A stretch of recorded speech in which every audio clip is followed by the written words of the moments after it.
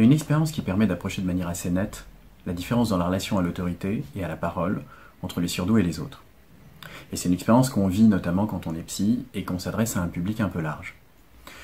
Quand on fait une conférence, ou qu'on est face à un groupe de parole, qu'on est amené à prendre la parole en tant que psy, face à des gens qui ne sont pas concernés par cette question, face à des gens qui sont venus écouter un psy parler sur une question, quelle qu'elle soit.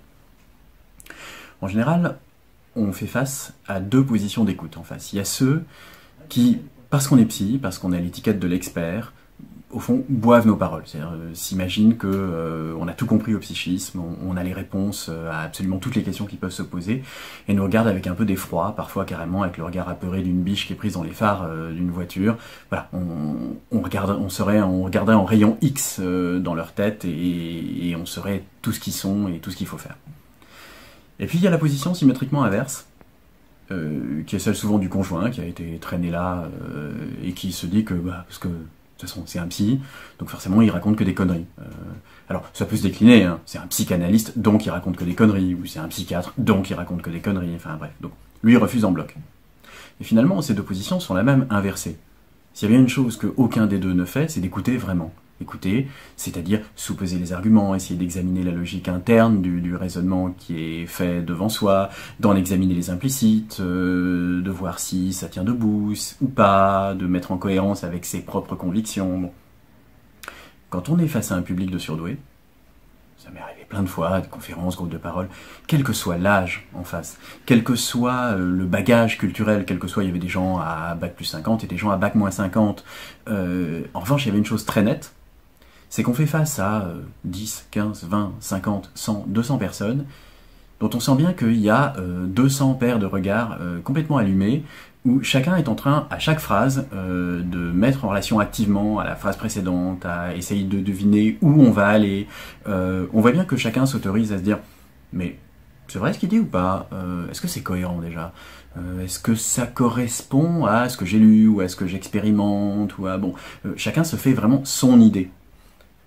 Et on retrouve exactement la même chose d'ailleurs quand les gens viennent pour la première fois dans le cabinet. C'est-à-dire que venir dans le cabinet d'un analyste, comme dans n'importe quel espace, c'est normalement entrer dans un endroit qui a des règles.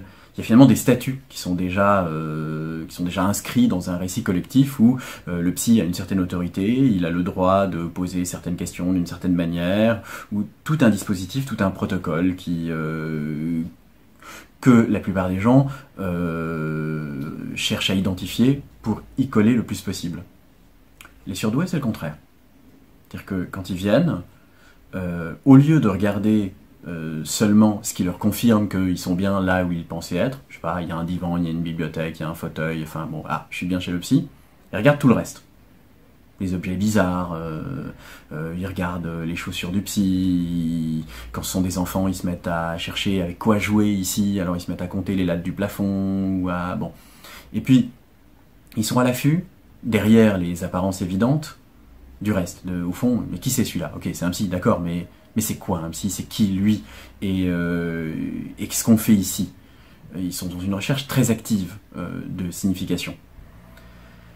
Ce qui implique aussi, d'ailleurs, évidemment, une remise en cause implicite, pas forcément consciente. Les surdoués ne sont pas forcément activement révoltés, ils ne sont pas forcément impertinents, mais finalement, il y a quand même une remise en cause implicite de base des statuts d'autorité.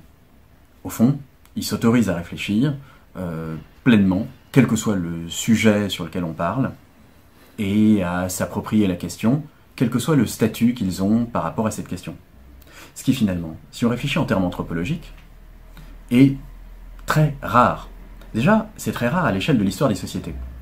Parce que le grand mythe de la société moderne, de nos démocraties contemporaines, ce serait que chaque individu est une personne, chaque individu est un sujet, et chacun a le droit à la parole, chacun a le droit de s'exprimer, chacun a le droit de réfléchir, et que la parole de tous est respectée en tant que parole. Ça, déjà, à l'échelle des sociétés, si c'était vrai, ce serait une nouveauté absolument radicale. Alors, il suffit de rappeler que dans la plupart des sociétés humaines, la parole, elle a un statut et une valeur qui sont a priori, et qui dépendent de qui est en train de l'émettre. Et C'était vrai jusqu'à il n'y a pas longtemps du tout. Je ne parle pas simplement des sociétés amazoniennes, où il y a une parole des femmes, une parole des hommes, une parole des anciens, une parole du chaman, une parole des femmes enceintes. Bon, mais il y a encore pas si longtemps, en termes de génération avant-hier, une femme, par exemple, n'avait pas à avoir d'avis politique. C'était en tant que femme que ces idées politiques étaient disqualifiées. C'était pas parce qu'elles n'étaient pas intelligentes ou bien argumentées ou mal énoncées ou etc. Non, en tant que femme. Il y a encore cette phrase qui revient très fréquemment, qui est, quand on dit aux enfants, on ne répond pas aux adultes. C'est on ne répond pas aux adultes. Si on réfléchit aux significations que ça a eu longtemps, c'était tout simplement l'enfant a tort, en tant qu'enfant. Bon. Et ça se déclinait de manière tout à fait explicite dans toutes les sphères de la société. Alors bien sûr, on a basculé dans une société qui prétend le contraire. Mais en fait, dans tous les milieux sociaux, il y a des mécanismes d'autorisation de la parole. Si on regarde une structure, je ne sais pas, une institution n'importe laquelle, un hôpital par exemple, il y a une hiérarchie sociale qui va tout en haut du directeur de l'hôpital et puis surtout des grands pontes, par exemple des chefs de service, des chefs de clinique, et qui descend jusqu'au dernier brancardier ou à la personne qui fait le ménage, en passant par les infirmières, les internes, les médecins, etc. Si ça prescrivait des statuts de la parole exclusivement sur les quelques champs où vraiment la personne est particulièrement experte, c'est-à-dire que le chirurgien cardiaque ait autorité juste quand il parle de chirurgie cardiaque, que dans une salle d'opération, ça ne se décide pas forcément démocratiquement et que celui qui a le plus d'expérience décide au moment clé quel est le coup de ciseau à donner ou le coup de scalpel. Bon, ok, ça, bien sûr. Mais c'est pas comme ça que ça se passe. C'est-à-dire que dans une discussion, quelle qu'elle soit, il est évident que la parole de certains va peser infiniment plus que celle des autres. Et non pas seulement aux yeux de ceux qui sont au-dessus, mais aussi aux yeux de ceux qui sont en dessous. Tout le monde va intérioriser ces mécanismes qui font que il y a des paroles qui ont de la valeur et d'autres non, quel que soit le champ concerné. Et c'est précisément cette autorité, ces mécanismes d'autorisation de la parole, qui sont complètement pris à rebours par les surdoués. Pas parce qu'ils auraient forcément réfléchi à ça, que ça les indignerait, qu'ils auraient un sentiment d'injustice qui font qu'ils étouffent quand on interdit leur parole. Oui, parfois, certains, bien sûr, le vivent comme ça, mais pas tous. En revanche, dans la mesure où ils ne savent pas appréhender quelque chose sans y être pleinement, que finalement les choses les intéressent, eux, quand ils peuvent y exister comme sujet, les questionner, ils ne peuvent pas, ce en quoi je reconnais tout à fait, c'est-à-dire que je vois bien que ce que je vois chez mon public quand je fais une conférence à des surdoués, c'est la même attitude que je peux avoir moi si demain je croise, je sais pas moi, un horticulteur qui va m'expliquer plein de choses sur la culture des orchidées, je vais pas l'écouter la bouche ouverte. Si je me contente de l'écouter la bouche ouverte sans réfléchir, en gobant ce qu'il me dit, de toute façon ça m'intéresse pas du tout, je vais pas l'écouter du tout. Ça ne peut commencer à m'intéresser que si je me pose la question de tiens, et moi si j'étais horticulteur, comment je ferais? Qu'est-ce qui pourrait m'amener à être horticulteur? Qu'est-ce que je pourrais trouver passionnant dans les fleurs? Tiens, qu'est-ce qu'il trouve lui passionnant? Et comment il fait? Tiens, et est-ce qu'il y aurait moyen de faire autrement? Est-ce qu'on pourrait pas imaginer, etc. Bon, évidemment, j'y connais rien aux fleurs, donc la différence d'expertise sera radicale. Mais ça n'empêche pas que je puisse ponctuellement poser une question à laquelle l'autre n'aurait pas pensé, faire une remarque intéressante, déceler, tiens, une faille logique dans son approche, ou quelque chose qui manque, quelque chose qui pourrait être bon. Et c'est là évidemment que la discussion va être intéressante, à mon goût. Mais c'est là aussi que celui qui est dit expert, si au fond il assoit sa relation au monde et sa manière de construire le sens sur le fait que, précisément, c'est un expert, donc il a forcément raison, donc sa parole n'a pas à être contestée par un non-expert, c'est là bien sûr que, par ma simple question, je vais le déstabiliser très profondément.